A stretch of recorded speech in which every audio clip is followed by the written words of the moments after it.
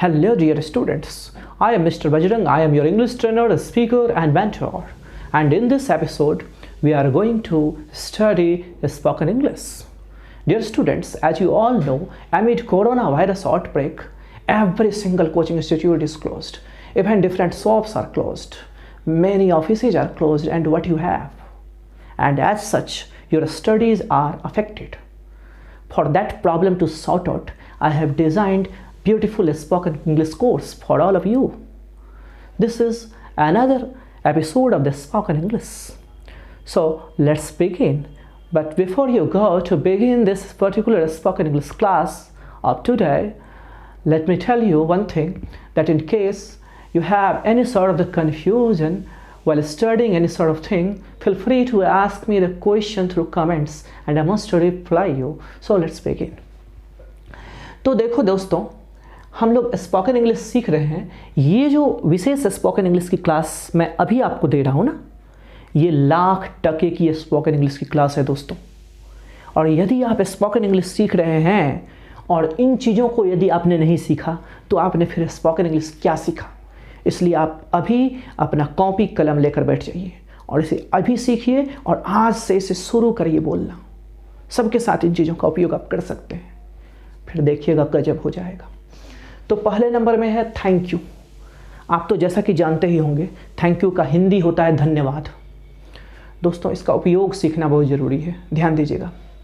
चाहे आपसे कोई छोटा हो या हो आपसे कोई बड़ा या हो हम उम्र का, यानी आपके उम्र का, यदि उससे आपको थोड़ी सी भी सहायता, जरा सा भी सुकून, हल्का सा भी आराम प्राप्त हो जाए तो आप उसे थैंक यू जरूर कहना। कहोगे ना? निश्चित कहिएगा।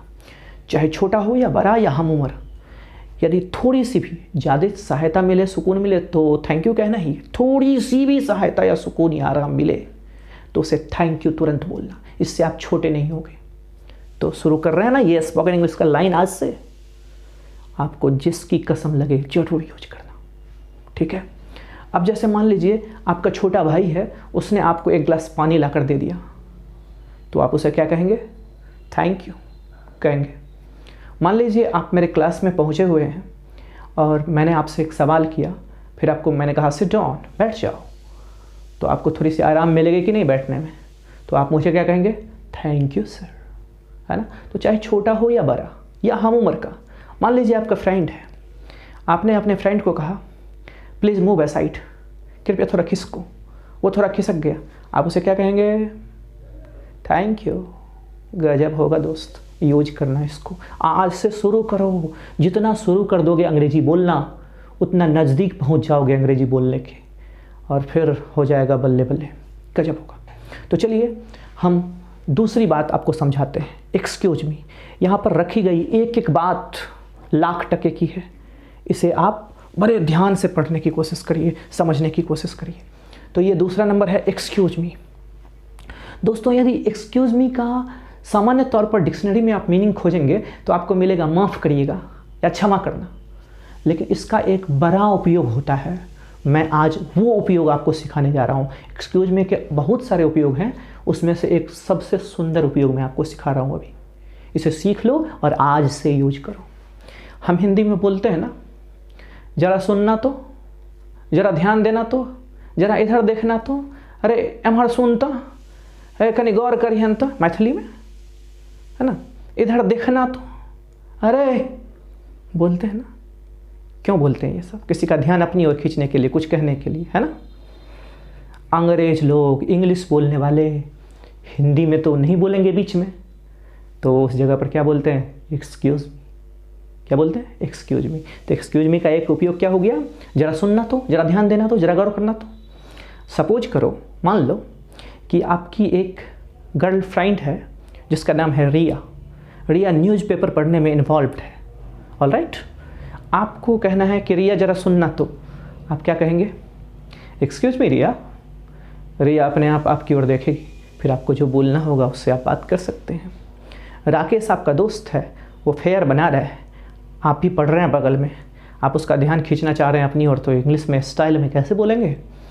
अरे बोल देना एक्सक्यूज मी राकेश। राकेश कहेगा yes what, what's your problem. इस तरह से बातें होती है। छोटे नहीं होगे, शर्माना छोड़ो, हिचकिचाना बंद करो, मेरे साथ सीख लो अंग्रेजी। गजब का अंग्रेजी बोलोगे। तो मैं उम्मीद करता हूँ एक्सक्यूज मी का भी उपयोग आप धारा प्रवाह आप करने जा रहे हैं। तो इसी चीज़ को ध्यान में रखते हुए कि आप सीख चुके हैं, मैं तीसरी बात आपको सिखा रहा हूँ, आफ्टर यू। आफ्टर यू आप बोलते हैं आफ्टर यू ना, गलत प्रोनाउंसिएशन मत करिए, आफ्टर यू, आफ्टर यू। खैर अभी आपको उच्चारण नहीं करने आता है तो आप आफ्टर यू भी बोलिए, लेकिन बोलिए, शुरू करिए बोलना, है ना। देखो मैंने हिंदी भी लिख दिया है इसका, पहले आप। कई बार हम बोलते हैं किसी को पहले आप या पहले तुम, बोलते हैं ना। अब जैसे आप दो दोस्त गए स्प्राइट पीने के लिए, तो एक स्प्राइट आया, पहले आपके फ्रेंड को दे दिया, तो आप कहते हैं अपने बगल वाले फ्रेंड को कि आफ्टर यू, मतलब पहले आप या पहले तुम। गेट के पास बहुत सारे स्टूडेंट्स खड़े थे एक दिन। मैंने कहा चलो बढ़ो ना, तो उन लोगों ने मुझे कहा आफ्टर यू सर, मतलब क्या, पहले आप सर, समझ रहे ना। तो पहले आप या पहले तुम किसी भी चीज़ के लिए कहना होगा, खाने के लिए, पीने के लिए, दौड़ने के लिए, हंसने के लिए, कुछ में भी पहले आप या पहले तुम जब भी कहना होगा तो आफ्टर यू बोलना। दुनिया भर में, all over the world, it is the same thing is applied, is used. Alright, use करेंगे ना। अब आपके दिमाग में चल रही होगी कि सर फर्स्ट यू बोल सकते हैं क्या पहले आपके लिए? नो, वो नहीं चलता है। बिफोर यू बोल दें सर, नहीं। आप सोचें आफ्टर मतलब तो होता है के बाद, आफ्टर मीन्स तो यही चलता है बॉस। इसका हिंदी लगाएंगे तो आपके बाद, तो वो भी तो वही बात हुआ ना, पहले आप। तो फर्स्ट यू, बिफोर यू वगैरह मत बोलिएगा, आफ्टर यू ही चलता है दुनिया भर में। जो चलता है वही चलाओ। अभी हमारे इंडिया में देखो, वैसे तो धोती कुर्ता पहले चला करती थी, लेकिन अब पैंट शर्ट पहनने का ज़माना आ गया।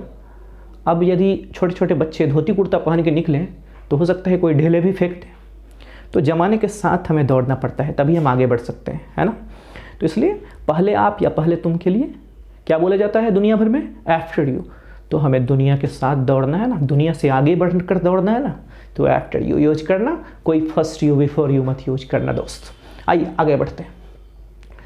ये है mind your ahead please. Mind your ahead please, ये क्या है? इसका मतलब होता है अपना सिर बचा के। क्या हिंदी होता है इसका? अपना सिर बचा के। अब जैसे मान लीजिए किसी का सिर कहीं किसी चीज़ में टकराने वाला होता है, तो बगल वाला आपको कहता है कि अपना सिर बचा के, या आप ही किसी को बोलेंगे सिर में चोट लगने वाली होगी तो अपना सिर बचा के कैसे बोलेंगे? माइंड योर हेड प्लीज, है ना। अब हेड में सिर होता है, आपको और भी कोई चीज़ बचा के कहना हो तो हेड की जगह पर उसका नाम दे दो। अब मान लो कोई बच्चा है जो अपने फिंगर को किबार के अंदर डाल दिया, तो आप उसे कह सकते हैं अपना उंगली बचा के। तो कैसे बोलोगे? माइंड योर फिंगर प्लीज बोलेंगे ना, मेरे स्टाइल में बोलिएगा, ऐसे ही टोन ऑफ वॉइस में बोलिएगा, मज़ा आ जाएगा। अब जैसे देखो आप आगे बढ़ रहे हैं, सामने अचानक दौड़े जा रहे हैं, ठीक है, सामने अचानक आँख के सामने रॉड आ रही थी, तो आपका दोस्त बगल में था, उसने कहा excuse me Rakesh, mind your eyes please, ध्यान देना राकेश, अपनी आँख बचा के। तो क्या बोलेगा? Mind your eyes please. इस तरह से किसी को भी सतर्क करना होगा, सावधान करना होगा, तो माइंड योर, वो बॉडी पार्ट्स ऑफ बॉडी का नाम, पार्ट ऑफ बॉडी का नाम, और फिर प्लीज बोल दीजिए। बोलिए, इस तरह से बोलिए, शुरू करिए बोलना। आखिर कब तक लिखते रहोगे? लिखना तो है, लेकिन सबसे ज़्यादा ज़रूरी है प्रैक्टिस, क्योंकि कहावत है ना, प्रैक्टिस मेक्स मैन परफेक्ट, है ना। इसलिए प्रैक्टिस जरूरी है। आगे देखते हैं, अगला बड़ा मज़ेदार है, काफ़ी यूज करिएगा आप, जब मैं अभी सिखा दूंगा तो। ये है this is not fair. This is not fair कहते हैं ना हम लोग, यह बात ठीक नहीं हुआ, यह बात नाजायज़ हुआ, तुम्हारा यह बात ठीक नहीं हुआ, कहते हैं ना अलग अलग स्थितियों में। अब मान लीजिए आप फेयर कॉपी बना रहे थे, ठीक है, और आपका लाल कलम कोई छीन करके भाग गया आपका दोस्त, कहते मेरा कलम दो, गिव मी माई पेन, है ना, कहते हैं ना। और फिर क्या कहते हैं आप? This is not fair. वो कि जब कहता है कि नहीं दूंगा मजाक में, वो कहते हैं दिस इज़ नॉट फेयर, मतलब क्या, ये तो हर बात ठीक नहीं भेलो, मैथिली में यदि कहें तो यह बात ठीक नहीं हुआ, यह बात नाजायज़ हुआ। तो जब भी इस तरह की बात कहनी हो तो आप कहेंगे this is not fair, this is not fair, this is not fair. उम्मीद करता हूँ यूज करेंगे आप। आगे देखते हैं 6ठा नंबर। अरे ये तो कमाल का है, कमाल का, यूज करिएगा, मज़ा आएगा। आज से यूज करिएगा, सबको यूज करिए, जितना हो सके यूज करिए। देखिए यह है हेल्प योर सेल्फ। आप कहते हैं ना कई बार, अपने से ले लो ना, अपने से कर लो ना, अपने से ले लीजिए ना, अपने से कर लीजिए ना। हाँ, इस सब के लिए बोला जाता है हेल्प योर सेल्फ। ऐसी बातों को कहने के लिए हेल्प योर सेल्फ बोला जाता है, ठीक है। अब जैसे मान लो आप अपने रूम में टेबल के नीचे आटा गूँथ रहे थे, ठीक है। आपका एक दोस्त आया और वो कह रहा है आपको अपना पेन देना, तो आप तो आटा गूँथ रहे हो, तो आप क्या कहेंगे? My dear friend, my pen is lying on the table, help yourself. मेरी कलम टेबल पर रखी हुई है, अपने से ले लो ना। तो अपने से ले लो ना या अपने से कर लो ना, दोनों ही स्थितियों में हेल्प योर सेल्फ, है ना। जैसे कोई कहा कि इस बच्चे को थोड़ा सा समझा दो तो कैसे ये सवाल सॉल्व होगा, आपको नहीं समझाने का मन है, तो आप कहते हैं हेल्प योर सेल्फ। अपने से कर लो ना, उस बच्चे को कहते हैं अपने से सॉल्व करो या अपने से कर दो ना, तो उसे भी कहेंगे कि हेल्प योर सेल्फ। तो इस तरह से हेल्प योर सेल्फ का यूज होता है, ठीक है। अब अपने से ले लो, अपने से कर लो, कोई भी चीज़ में तो बोलेंगे हेल्प योर सेल्फ, ठीक है। अभी देखिए किसी ने एक लड़के को कहा कि थोड़ा मेरा मोबाइल बढ़ा देना, पास में मैं मोबाइल प्लीज़। तो उसने कहा हेल्प योर सेल्फ, अपने से ले लो ना, है ना। अच्छा, एक राम नाम का लड़का है, उसने कहा कि भोज में थोड़ा तुम दाल सबको दे देना। तो श्याम कहता है हेल्प योर सेल्फ, अपने से कर लेना, है ना। एक बार मैं बड़ी जल्दी में था, ठीक है। एक सब्जी वाली मुझे कही थोड़ा पकड़ दीजिए ना, मैं बहुत जल्दी में था, मुझे बहुत अर्जेंट था काम। तो मैंने कहा हेल्प योर सेल्फ, अपने से कर लो ना। हालांकि मुझे ऐसा नहीं करना चाहिए था, लेकिन मैंने कहा हेल्प योर सेल्फ। ये मैं एक काल्पनिक बात बता रहा हूँ, यहाँ तो उतनी इंग्लिश चलती नहीं है, मान लीजिए। तो इस तरह से हम इसका यूज करेंगे। उम्मीद करता हूँ सीखे होंगे आप। अगला 7 नंबर में देखते हैं। यह है माइंड योर ओन बिजनेस। अपने काम से मतलब रखो। कई बार क्या होता है कि कोई आपके काम में टांग अड़ा देता है, कोई आप मामले पर में पड़े हुए हैं, उसमें कोई टांग पर अड़ा देता है, तो आप क्या कहते हैं? Mind your own business, means अपने काम से मतलब रखो। तो जब भी कहना होगा अपने काम से मतलब रखो, बोलिएगा माइंड योर ओन बिजनेस। ज़रूर नोट कर लीजिए हर चीज़ को, बहुत काम का है। आइए देखते हैं अगला। यह है माइंड योर लैंग्वेज। इसका मतलब होता है अपने जुबान पर लगाम दो या जुबान संभाल कर बात करो।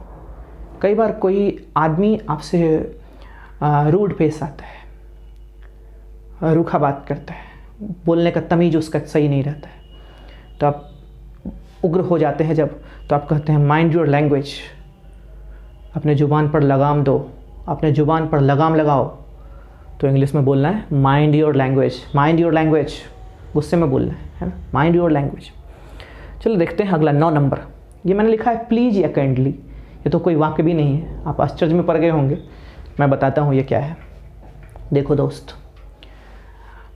विनम्र होना बहुत बड़ी चीज़ है।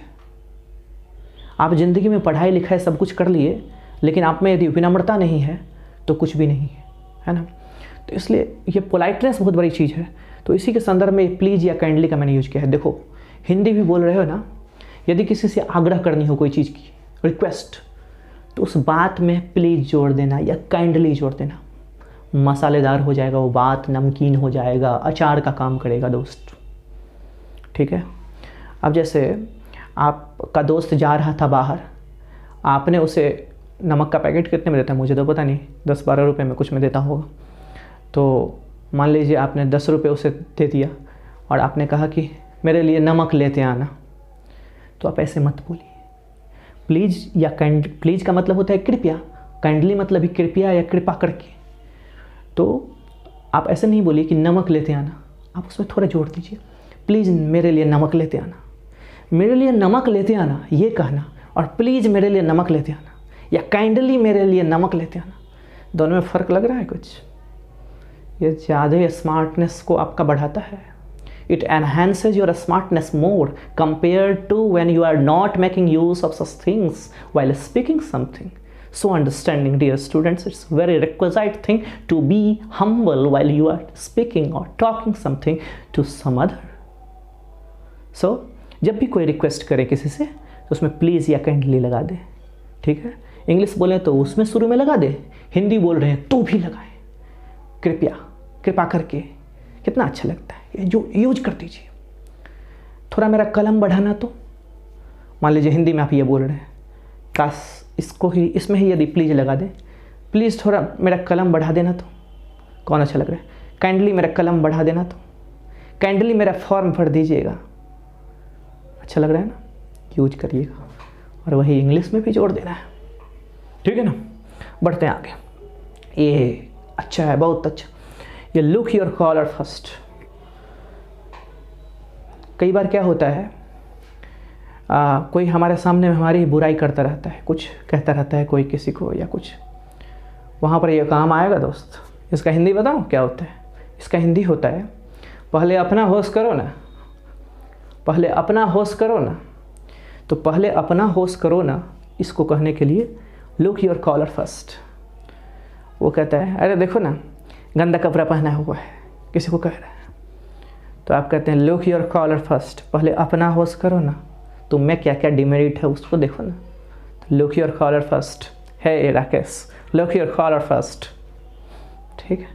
ऐसे बोलना है, पहले अपने गिरेबान में झांको या पहले अपना होश करो ना, इसके लिए look your collar first use करिएगा। आगे देखते हैं।